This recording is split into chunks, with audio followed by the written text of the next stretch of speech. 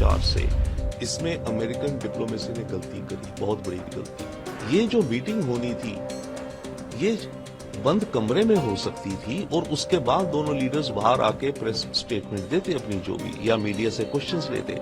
दूसरी बात, ये जो मीटिंग होनी थी ये बंद कमरे में हो सकती थी और उसके बाद दोनों लीडर्स बाहर आके प्रेस स्टेटमेंट देते अपनी जो भी, या मीडिया से क्वेश्चंस लेते। आने वाले वक्त में ये डील बनेगी, परंतु अभी के लिए ये एक हिक्कप हो गया है। ट्रंप और ज़ेलेंस्की की जो ये मीटिंग हुई है बहुत ही अजीबोगरीब हुई। वर्ल्ड हिस्ट्री में और मान लीजिए अमेरिकन हिस्ट्री में कभी ऐसी कोई मीटिंग नहीं हुई ओवल ऑफिस में प्रेसिडेंट ऑफ अमेरिका के साथ किसी दूसरे देश के लीडर की, जो इस तरह की तू मैम में कन्वर्ट हो गई। तो बहुत ही अनप्रेसिडेंटेड है। दूसरी बात, मेरे विचार से इसमें अमेरिकन डिप्लोमेसी ने गलती करी, बहुत बड़ी गलती। पहली बात, जब उन्हें पता था कि ज़ेलेंस्की के विचार क्या हैं और ज़ेलेंस्की अभी तैयार नहीं है इस तरह की बातचीत के लिए कि सीज फायर कैसी हो, मिनरल्स का क्या हिसाब हो, तो ज़ेलेंस्की को बुलाया क्यों मीटिंग के लिए? देखिए, जब बड़े लीडर्स के बीच में जब मीटिंग होती है तो 80% 90% पहले होमवर्क हो जाता है उनके मिनिस्टर ऑफ फॉरेन अफेयर्स, दोनों देशों के bureaucrats, diplomats, national security advisers द्वारा। दो लीडर्स तभी मिलते हैं जब सारा होमवर्क हो गया होता है, ताकि मोटी मोटी बातें होनी और हैंडशेक होना और स्माइल और पिक्चर हो।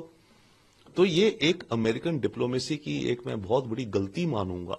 हो सकता है वो तेजी में, जल्दी में है कि कोई डील करनी है और विन लेनी है इसलिए करा, पर जो भी कारण है ये गलत हुआ।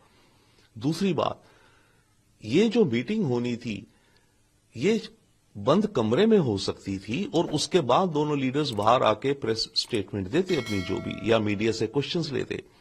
क्या जरूरत थी कि मीटिंग शुरू होने से पहले, जब आपको पता है कि ज़ेलेंस्की के विचार कुछ अलग है, दुनिया की मीडिया के सामने आप बैठ करके बातें कर रहे हो और तू में आ गए? तो ये भी मेरे ख्याल से गलती है अमेरिकन डिप्लोमेसी की पोजीशनिंग के हिसाब से। अब इन दोनों चीजों के अलावा, यस, ये डील बनेगी, आने वाले वक्त में बनेगी।